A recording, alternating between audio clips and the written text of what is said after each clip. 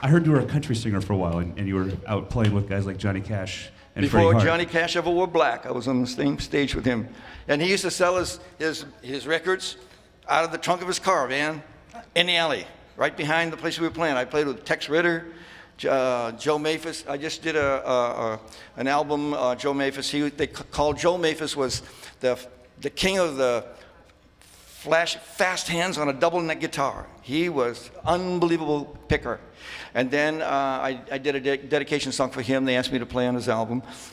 He's passed on now. And now Sunday I'll be doing one for Glenn Campbell, because Glenn also played guitar for me in one of my sessions at Capitol Records. Leo Fender, when I met Leo, I was surfing at the time, and I said, my name's Dick Dale, you know, I need a guitar, and my guitar's lousy, and I got no money, can you help me out? And he just took a liking to me, and he became like another father to me. My dad and I, we were down there visiting him, and he said, here, take this guitar and tell me what you think of it. And it was a Stratocaster. And he had just made the Stratocaster in 1954, and I came to California in 54 and met Leo in 55.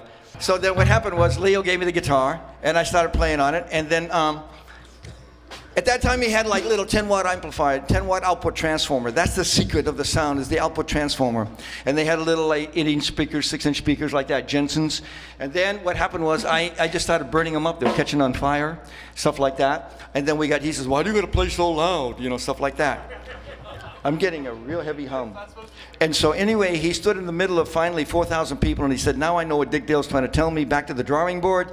And he created the first 85-watt output transformer peaking 100 watts. And we went to JBL speakers and said, we want a 15-inch speaker with about a 12-pound magnet in the back, and I wanted the aluminum dust cover in the front of it so I could hear the click of the pick.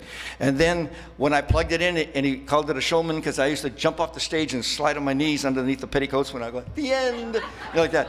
That's the way I used to end my songs. And they were dancing the Lindy then. They wore about 20 things, you know.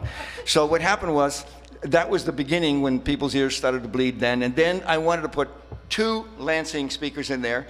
And then he had to change the output transformer, and he made a 100-watt output transformer peaking 180 watts. And that's why they call me the father of loud, or the guy who created the first power amps in the world, to go on and on and on, more so than just being the king of the surf guitar. That's what I did. Yes. You want to play another song? Huh? You want to play another song? Yeah. All right. Mr. Dale.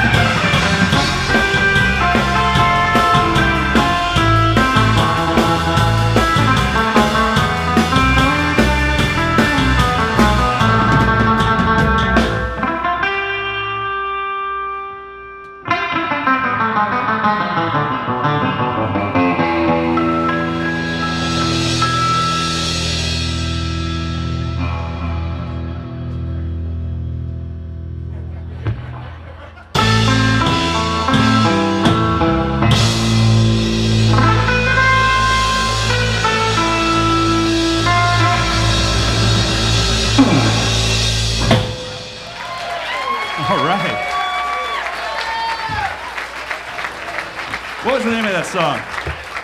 Huh? What was the name of that song? I wrote it. Well, yeah, what was the name of it? I'm stalling because I can't even remember. Bum bum bum bum bum bum bum da da da. What was that? Esperanza? Oh, thank you, Esperanza. It's been in the movies on commercials and all that stuff like that.